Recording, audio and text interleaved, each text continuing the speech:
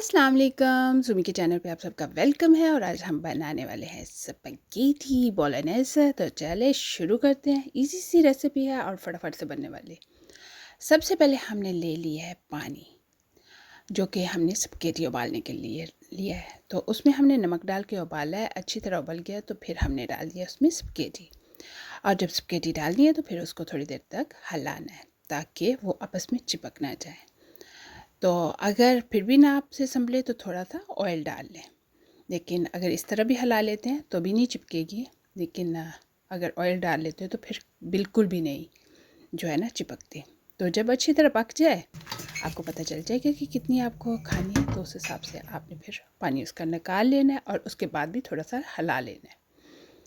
तो चलिए सॉस की तैयारी करते हैं। कढ़ाई हमने ले लिया, उसमें डाल दिया ऑयल और उसमें हमने डाल दिया लहसुन।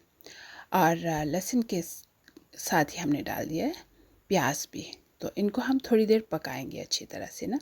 इतना पकाना है कि ये ना ब्राउन ना हो, लाइट ब्राउन से हो जाए। जो हमारे प्याज और लहसुन है ना वो लाइट ब्राउन सा हो जाए। तो ये है कि बार बार जो है ना स्पैगेटी को साथ साथ हिलाते रहे कहीं वो जुड़ ना जाए। तो अब हम इसके अंदर डाल देंगे कीमा। तो ये देखिए हमारा कीमा जो है वो बिल्कुल तैयार है और थोड़ा सा फैट वाला है। तो इसलिए हमने बहुत ज़्यादा इसमें मक्खन नहीं डाला या ऑयल नहीं डाला, थोड़ा ही डाला है। तो अब हम अपने कीमे को अच्छी तरह से पकाएंगे। पहले तो हम भून के पकाएंगे इसको ना। तो साथ साथ हिलाना इसलिए भी ज़रूरी है कि चिपक ना जाए आपस में, इकट्ठा फिर दोबारा से ना हो जाए। तो इसलिए इसको हिलाते भी रहना है। तो ये हमने नाइस सा पका लिया। तो अब इसमें हम डाल देंगे नमक, मिर्च, हल्दी पाउडर, अजवाइन डाल के तो अच्छी तरह से फिर से हम इसको पकाएंगे।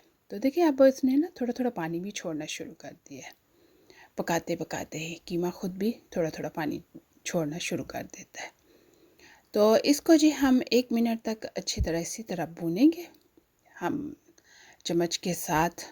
और नाइसली सा जब भुन जाएगा तो फिर हम इसके अंदर जो है ना 1 कप पानी डाल देंगे।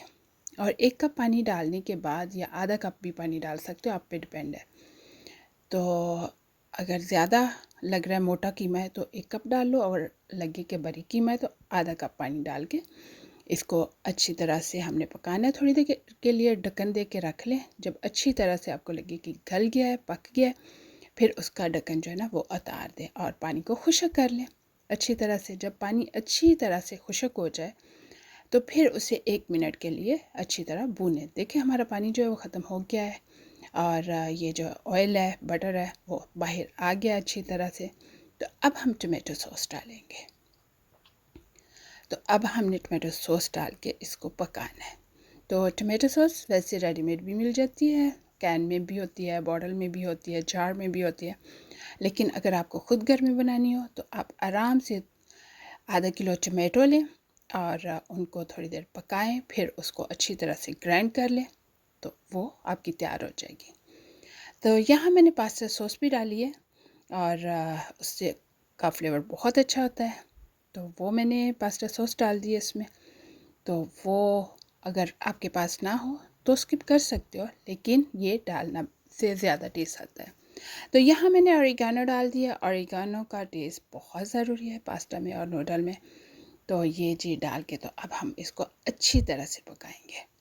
जब ये अच्छी तरह से पक जाएगी तो फिर हमने इसको लो हीट पे छोड़ देना है।